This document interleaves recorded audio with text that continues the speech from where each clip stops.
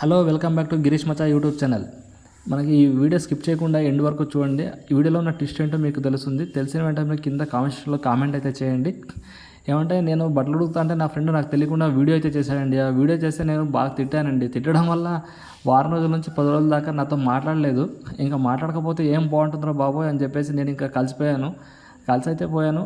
సరే ఇంకా అంతా గడిచిపోయింది అనుకున్నాం. ఇంకా బట్టలంతా మొత్తం నేను ఉతికేసాను. ఉతికేస్తే ఇంకా అమ్మ బాబోయ్, ఈ బట్టలను కూడా నాకు బాగా నడుము నొప్పి అయితే వచ్చేసిందండి బాబోయ్. ఈ ఆడోళ్ళు ఎలా ఉతుకుతారో నాకైతే తెలియదు. అందుకే బ్యాచులర్స్ నేను చెప్పడం ఒకటే అండి, అసలు అమ్మ బాబోయ్, అందుకే బ్యాచులర్స్కి ఉన్న అబ్బాయిలు ఫస్ట్ పెళ్లి చేసుకుంటారు బాబోయ్. పెళ్లి చేసుకుంటే ఈ బట్టలు ఉతుకోవడం, వంటలు తోమడం ఇవన్నీ ఏం ఉండవు. ఆరాంగా బట్టలు ఇంకా వాళ్ళు ఇంకా పెళ్ళాం బాగా ఉతికారేస్తుంది బట్టలన్నీ. మనకి ఇంకేముండదు, వేసుకున్నామా వెళ్ళామా పని కానిచ్చుకున్నామా వచ్చామా అన్నట్టు ఉంటుంది. అందుకే ఎవరన్నా ఉన్నవాళ్ళు బ్యాచులర్స్గా ఈ కష్టం పడుతూ ఉంటే మాత్రం ఫస్ట్ పెళ్లి చేసుకుంటారు బాబాయ్. అమ్మ ఈ అయితే నా వల్ల అయితే కాలేదు. ఒక రోజుకి నాకు అసలు చచ్చావంటే ఇంకా రోజు ఉతికే వాళ్ళు ఎలా ఉతుకుతారో నాకైతే తెలియదు.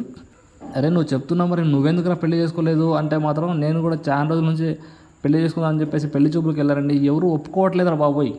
ఇంతమందికి అసలు వెళ్తే చాలు ఇంకా చూసిన వెంటనే వద్దరా బాబోయ్ అని చెప్పేసి అక్కడికే దండం ఎత్తేస్తున్నారు. కానీ వేరే వాళ్ళని పెళ్లి చేసుకుంటున్నారు. కానీ నన్ను ఎందుకు పెళ్లి చేసుకోవట్లేదు నాకైతే తెలియడం లేదు. అందుకే మీకు కనుక మీ లవర్ ఏమైనా ఉంటే కనుక మీరు ఇంట్లో వాళ్ళ ఇంట్లో ఒప్పించి మీరు పెళ్లి చేసుకోండి, బాగుంటుంది. లేదు అంటే కనుక వెళ్ళేసి అరేంజ్ మ్యారేజ్ అయినా పెళ్లి చూపులు చూసేసి పెళ్లి చేసుకోండి. ఈ కష్టాలన్నీ ఉండవండి బ్యాచులర్స్కి. బాగా ఇంకా జాబ్ చేసామా వచ్చామా ఇంట్లో ఉన్నామా అన్నట్టు బాగుండొచ్చు.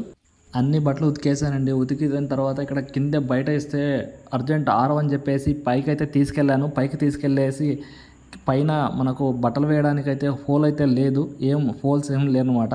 అందువల్ల నేనే దారం తీసుకెళ్ళేసి తాడు తీసుకెళ్ళేసి ఆ సోలార్కు పైప్కి ప్లస్ ఆ పక్కన కట్ అయితే ఉందనమాట. ఆ కట్ని బాగా చేసేసి ఆ కట్టికి హోల్కి తాడు కట్టేసి నేను బట్టలన్నీ ఒక్కొక్కటి తీసి బట్టలన్నీ దానిపైన వేసేసాను.